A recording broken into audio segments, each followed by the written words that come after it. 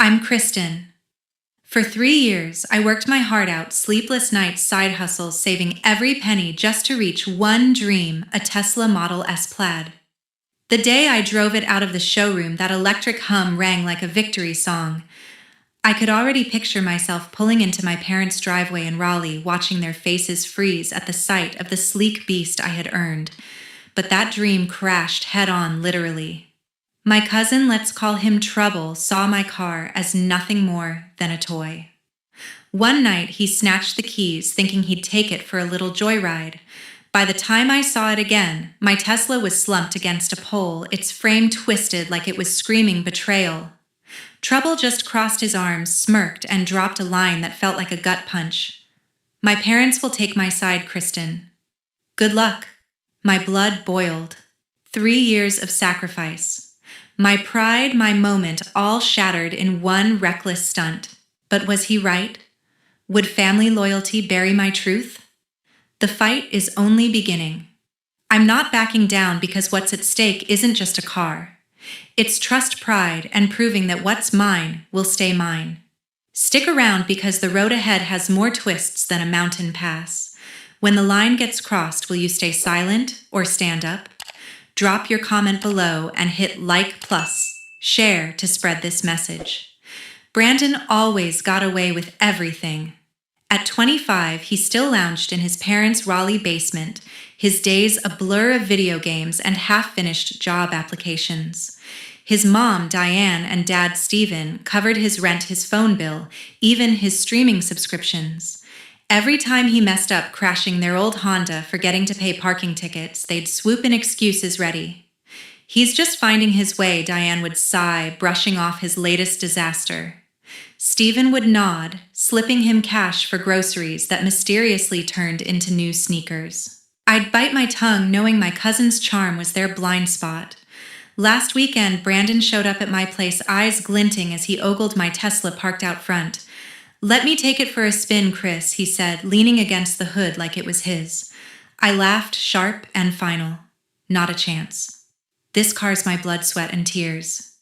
His grin faltered, but he shrugged, muttering something about just asking. I should have known better. Brandon didn't ask, he took. That night, I was deep in a Netflix binge when my phone buzzed. I ignored it, but it kept ringing insistent. Finally, I picked up. "Ms. Kristen. This is your insurance agent.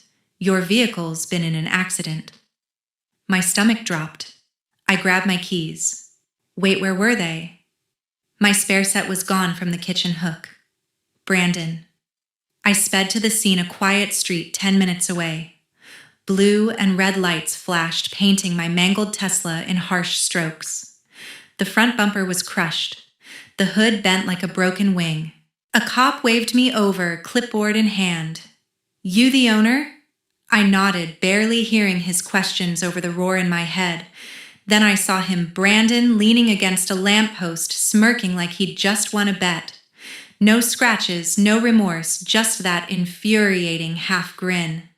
"What the hell, Brandon?" I snapped, storming toward him. The cop stepped between us, but I didn't care. "You stole my car." He chuckled, hands in his pockets. "Borrowed, Chris. Relax. It's just a car. Just a car." My voice shook. "I worked 3 years for this. You had no right?" He rolled his eyes, unfazed. "Cry about it. Diane and Stephen will smooth it over. They always do." The cop scribbled notes, glancing between us. I wanted to scream, to shake that smug look off his face, but I held back. Yelling wouldn't fix my car or the betrayal. I turned to the officer. He took it without permission. That's theft. Brandon's smirk didn't waver. "Prove it," he said, low and taunting. My phone buzzed again, another call from the insurance agent. "We'll need your statement, Miss Kristen, and the driver's." I glared at Brandon, who just shrugged, like this was all a game. The cop handed me a form, his face neutral. "Sort it out with your insurer. And maybe keep your keys somewhere safer." I clenched the paper, my knuckles white. Brandon sauntered off, whistling as if he hadn't just shattered my biggest achievement.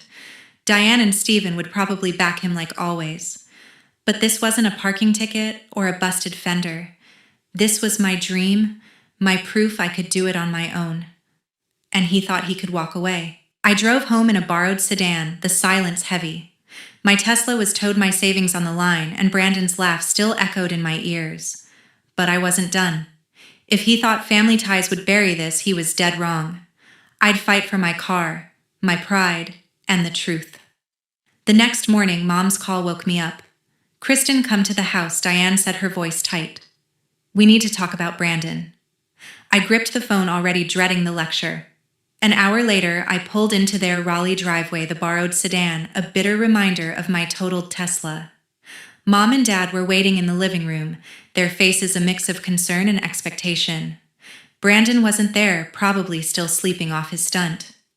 "Sit down, honey." Mom started patting the couch. "We know you're upset, but family forgives family." I froze, my jaw tightening. Dad nodded, his arms crossed. "Brandon made a mistake." "He's sorry, Chris. Let it go." "Sorry," I snapped. "He stole my car, crashed it, and laughed in my face." "That's not a mistake. It's a choice." Mom sighed, her eyes soft but unyielding. "He's young. He's learning. You're stronger than this, Kristen.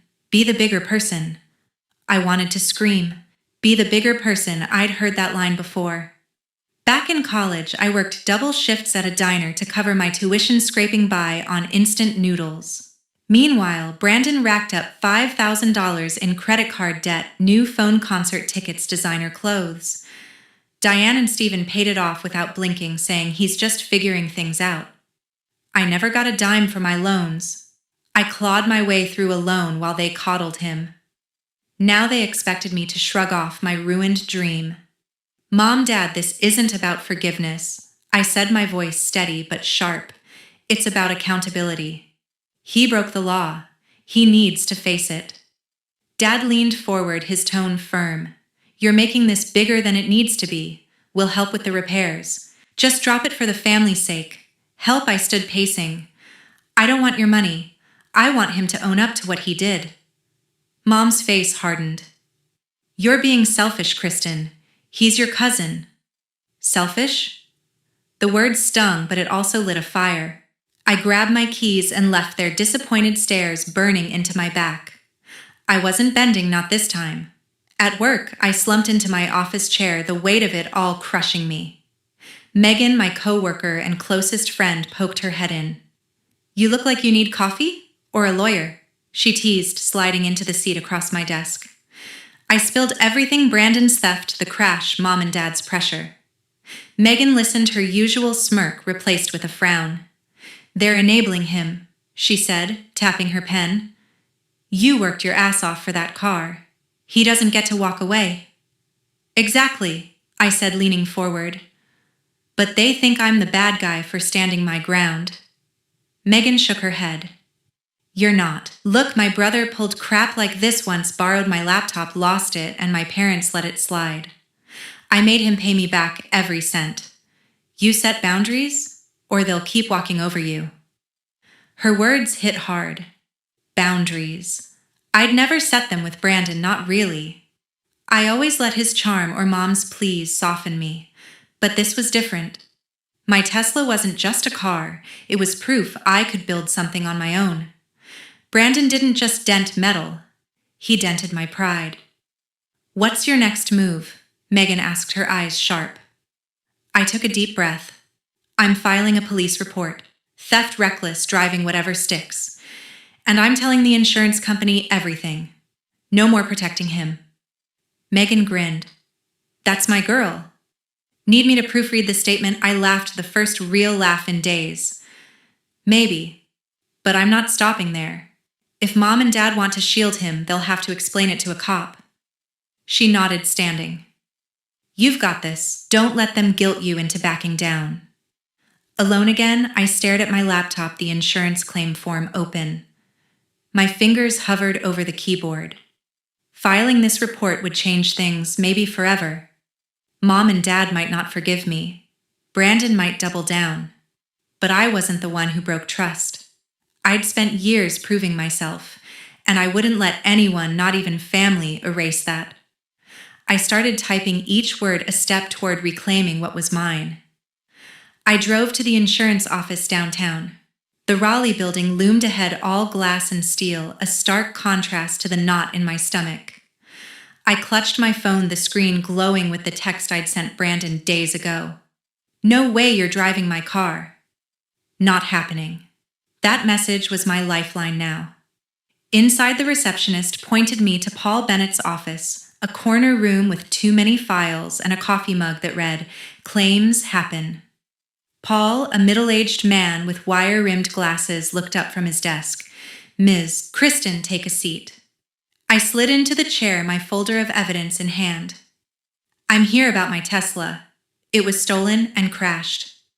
Paul raised an eyebrow, adjusting his glasses. "Stolen. The report says a family member was driving." "Without permission," I said, my voice firm. "My cousin Brandon. I told him he couldn't borrow it. I have proof." I handed him my phone, the text to Brandon, time-stamped and clear. Paul scrolled, his expression neutral but attentive. "This helps," he said, jotting notes.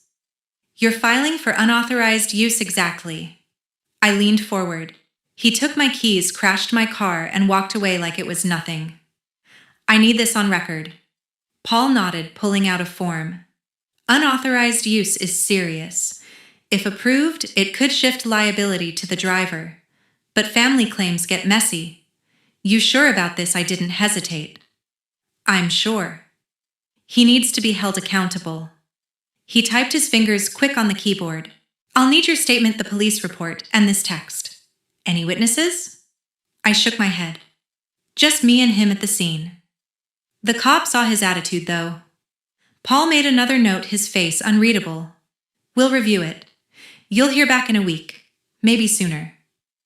I left his office, my heart pounding but steady. This wasn't just about the car anymore. It was about drawing a line. Back at work, I found Megan at her desk, her eyes lighting up when I walked in. "So, how'd it go with the insurance guy?" I dropped into my chair, exhaling. "Filed the claim. Showed them the text. The agent Paul says it looks solid, but family drama complicates things." Megan snorted, tossing her pen onto a stack of papers. "Complicates. Brandon stole your car, Chris. That's not drama, that's a crime. He needs to learn he can't just take what he wants." I nodded, her words fueling my resolve. He's never faced consequences. Mom and Dad always bailed him out. Not this time. "Good," Megan said, leaning back. "You know what my mom used to say, if you don't teach people how to treat you, they'll decide for you." Brandon's been deciding for too long. Her words hit deep. I'd let Brandon's antics slide before, small things like borrowing my stuff without asking or dodging chores at family gatherings. But this was different. My Tesla was years of sacrifice, late nights, and skipped vacations. It was mine, and he'd treated it like a toy. "What if Mom and Dad tried to guilt me again?" I asked, my voice quieter. Megan didn't flinch. "Let them. You're not the one who broke trust. They've been enabling him forever. If they're mad, that's their problem, not yours." I smiled, grateful for her fire. "You're right. I'm done playing nice. The claim's filed, and I'm ready for whatever comes next." She grinned, giving me a mock salute. "That's the spirit. You need me to back you up, I'm there. Brandon's not skating out of this one." I spent the rest of the day drafting my police report, every word deliberate. The text to Brandon, the missing keys, his smirk at the scene, I laid it all out. My phone buzzed with a text from Mom. "Chris, we need to talk. This is tearing us apart." I stared at it, my thumb hovering over the reply button. Part of me wanted to call, to explain, to make her see, but I didn't. Not yet. They'd had years to teach Brandon right from wrong. Now it was my turn to show him actions have consequences. I hit send on the police report, my pulse steady. That Friday, Mom planned a family dinner. I pulled into their Raleigh driveway, my borrowed sedan rattling in a way my Tesla never did. Inside, the dining room smelled of roast chicken, but the air was thick with tension. Mom fussed over the table, setting plates with forced cheer. Dad sat at the head, his jaw tight. Brandon slouched across from me, avoiding my eyes, his usual smirk replaced by a fidgety unease. I kept my folder of insurance papers tucked under my arm, ready for the fight I knew was coming. Kristen, we're family. Mom began passing the mashed potatoes. This car business is tearing us apart. Can't you let it go? I set my fork down, my pulse quickening. Let it go. He stole my car. Mom, crashed it. I'm not the one tearing anything apart. Dad cleared his throat, his voice low. He didn't mean to hurt you, Chris. We'll cover the damage. Just drop the claim. I shook my head, incredulous. You think this is about money? It's about him taking what's mine and thinking he can walk away. Brandon shifted his fingers, tapping the table. I said I was sorry. Okay, why do you have to make it a big deal? Sorry doesn't fix my car. I shot back. Or the fact you thought you could just take it. Mom's eyes narrowed. You're being stubborn. Remember when we bought Brandon that laptop for college? You didn't complain then. I laughed, sharp and bitter. Didn't complain. I saved for months to buy a used laptop with a cracked screen while you handed him a brand new one. I didn't say anything because I was taught to earn my way. He wasn't. Dad's face reddened. That's not fair. We helped where we could. Helped him, I corrected. I worked 2 jobs to afford that laptop. You never even asked if I needed help. The room went quiet, the clink of silverware gone. Brandon stared at his plate, his knuckles white. Mom reached for his hand, but I wasn't done. I pulled the insurance report from my folder and slid it across the table. This is the claim I filed. Unauthorized use. The police report's next. This isn't going away. Brandon's head snapped up, his eyes wide. You're serious. You're trying to get me in trouble over a stupid car. It's not just a car. I said, my voice steady. It's 3 years of my life. You don't get to decide what it means to me. Mom grabbed the report, her hands trembling. Kristen, this could ruin him. Think about his future. His future. I stood my chair, scraping the floor. What about mine? I worked for everything I have. He doesn't get a free pass because you feel sorry for him. Dad slammed his hand on the table. Enough. You're blowing this out of proportion. We'll fix the car, and that's the end of it. No, it's not. I held his gaze. The insurance company has my text proving I told him no. The police have my statement. If you keep defending him, you're defending a thief. Brandon shoved his chair back, his face pale. You're really doing this? You'd screw me over like that? I crossed my arms. You screwed yourself when you took my keys. Mom's voice broke. Kristen, please. We're family. Family doesn't steal from family. I said my words, cutting through her plea. You've been cleaning up his messes for years. It stops now. Dad opened his mouth, then closed it, his shoulders slumping. Mom clutched the report, tears welling, but she didn't argue. Brandon stormed out the back door, slamming behind him. The silence that followed was heavy, broken only by Mom's quiet sob. I gathered my folder, my resolve unshaken. I love you both, but I'm not backing down. He needs to learn. Dad stared at the table, his voice barely a whisper. You're making this hard, Chris. I didn't make it hard, I said. He did. I left them sitting there, the untouched dinner cold. Driving away, I felt the weight of their disappointment, but it didn't sway me. This wasn't about revenge. It was about justice. 3 days later, Brandon pounded on my door. I opened it, and there he was, eyes, wild hair, a mess. Nothing like the smug cousin who'd laughed off my wrecked Tesla. Chris, you gotta help me, he blurted, stepping inside without asking. I crossed my arms, blocking his path. Help you? After everything you pulled. He paced my living room, hands tugging at his shirt. The insurance claim. The police report. You're ruining my life. Just drop it, please.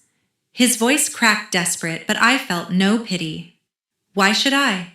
I asked, my tone cold. You stole my car, crashed it, and thought you'd walk away. Now you're begging. Brandon stopped, his face twisting. I messed up, okay, but you didn't have to go nuclear. You know what I did. I posted about you on Twitter. Said you're a selfish jerk blowing this out of proportion. People are talking, Chris. Your coworkers saw it. My stomach lurched. I grabbed my phone, opened Twitter, and there it was, a thread from Brandon's account painting me as the villain. Kristen's out to destroy her own family over a car, one post read. Another called me petty and vindictive. My hands shook as I scrolled. I recognized names in the replies, colleagues, acquaintances, even a client I'd pitched last month. My reputation built over years of hard work was being trashed in 280-character chunks. You did this, I said, my voice low, dangerous. You're trying to ruin me because you couldn't face your own mess. Brandon shrugged, defensive. I was mad. You're dragging me through the mud. I thought it'd make you back off. I laughed, sharp and bitter. Back off? You don't get it, do you? I'm not dropping the claim. You don't get to smear me and expect a free pass. His eyes darted, panic setting in. Chris, come on. Mom and Dad said you'd listen if I apologized. I'm sorry. All right? Just call it off. No. I stepped closer, my voice steady. You don't get to guilt me into fixing your mistakes. You crossed a line and now you're facing the consequences. His phone buzzed and he flinched, pulling it out. His face paled as he read the screen. No way, he muttered, his voice barely a whisper. He turned the phone toward me, almost pleading. It was an email from a client, one of his freelance graphic design gigs. Due to recent concerns about your professionalism, we're terminating our contract, it read. We cannot associate with individuals involved in public disputes. I stared at the email, then back at him. That's on you, I said. You posted that garbage. You tanked your own career. Brandon sank onto my couch, head in his hands. This is your fault, he mumbled, but the fight was gone from his voice. You pushed me into this. No, Brandon, you pushed yourself. I stood over him, unyielding. You stole my car. You crashed it. You tried to turn my colleagues against me, and now you're losing clients because you couldn't own up to it. He looked up, eyes glassy. What am I supposed to do now? I'm screwed. Figure it out, I said. Like I did when I worked 3 jobs to buy that car. Like I did when Mom and Dad bailed you out but left me to fend for myself. You're not a kid anymore. Act like it. He stood, his shoulders slumped, and shuffled toward the door. You're heartless, he said, but it sounded more like a plea than an insult. Then why are you here begging? I shot back. He didn't answer, just left the door clicking shut behind him. I sank into a chair, my phone still open to his Twitter thread. The replies stung, people I worked with, people I respected, questioning my character. But I wasn't the one who'd lied or stolen. I opened my laptop and started drafting a response, not to argue, but to set the record straight. My truth wasn't up for debate. Weeks later, Brandon's life unraveled. The insurance company's final notice landed like a sledgehammer, $30,000 in damages, his name on the bill. No more dodging, no more excuses. His freelance hustle, already battered by one client's cancellation, took another hit. A major design contract, his biggest yet, slipped away when the client emailed, "We've reconsidered due to your recent conduct." Brandon's social media bravado, once his calling card, had turned toxic, costing him work he couldn't afford to lose. Mom called me, her voice strained. He's in over his head, Chris. We can't help him this time. The house payment's eating us up, and Dad's hours got cut. I leaned against my kitchen counter, staring at my silent phone. He dug his own hole, Mom. He needs to climb out. But he's family, she pressed, almost pleading. Can't you talk to the insurance people? Make this go away? No, I said, my voice firm. He made his choices. I'm not cleaning up his mess. She sighed, defeated. You've changed, Kristen. Maybe, I said. Or maybe I just stopped letting him walk over me. I ended the call, my heart heavy but steady. Dad's voicemails piled up, each one shorter, sadder. Call us back, Chris, he said in the last one. I didn't. I muted their texts, blocked their numbers, and felt a rush of clarity. For years, I'd tiptoed around Brandon's chaos, swallowing my anger to keep Mom and Dad happy. No more. Cutting them off wasn't cold, it was survival. My apartment felt lighter, like I'd shed a shadow I'd carried too long. At work, I overheard whispers about Brandon's latest Twitter meltdown, a string of bitter posts blaming everyone but himself. My colleagues, once swayed by his lies, now saw through him. A coworker slipped me a message from a shared client. "We trust you, Kristen. Keep up the good work." My reputation, hard-earned, stood firm. I'd fought for it, and it held. Megan found me in the break room, her grin sharp. "Brandon's out here sinking, huh?" Another client bailed on him. I nodded, sipping my tea.